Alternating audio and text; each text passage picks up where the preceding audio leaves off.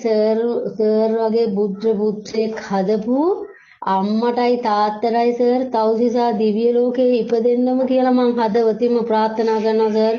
මං අන්ත අසරණ වෙලා අඬාගෙන ආපු අම්මා කෙනෙක් සර් ගාවට. මං අද සතුටින් සර් බත් ටික කනවා කඳුළුයි බතුයි කෑව සර් මං අවුරුදු 30ක්. එහෙම අම්මා කෙනෙක් අද මේ සර්ට කතා කරන්නේ.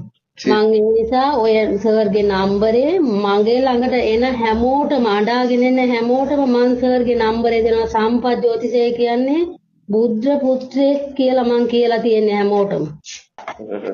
ඇත්තටම සර් මම මේ කියන්නේ සර් දාම් සර් ඉතින් මගේ හඳහන දැක්කින්ද සර් මං ගැන දන්නවනේ මං බොරු නෙමෙයි සර් කියන්නේ මේ.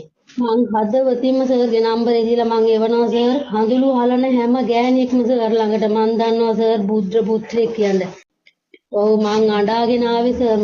අඬාගෙන මං පරණම සූට් එකක් ඇඳන් ආවේ සර්. ඒ වුණාට මං අද ඇත්තටම ලස්සනට ඇඳලා කාලා බීලා මගේ මහත්තයත් එක්ක සතුටින් ඉන්නවා. මගේ මහත්තයා මට කරන්න පුළුවන් අවහිර සේරම කරා සර්. අවුරුදු 30ක්ම දැන් නෑ සර්. එහෙම දැන් බොන්නෙත් නෑ. දැන් මගේ වචනින් පිට යන්නෙත් නෑ යා. ඇත්තටම කියන්නේ මං සර්ට මතු බුදු බව ලැබෙන්න කියලා මං ප්‍රාර්ථනා කරනවා.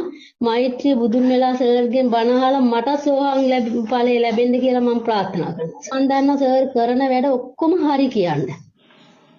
ඇත්තම කතාව සර් බොරුවට සල්ලි ගන්න නෑ එක රුපියලක්වත්. සර් අරන් තියන්නේ රුපියල උන්හා සර් ණයක් නෑ සර්. සර් බය වෙන්න එපා කවදාවත්.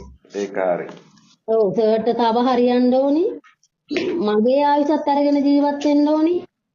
සර්ලා වගේ බුද්ධ පුත්‍රයෝ සාරාංශක කල්ප ලක්ෂයක්ම අපිට මුණ ගැහෙන්න ඕනි. මම නම් කියන මගේ ප්‍රාර්ථනාව සර්.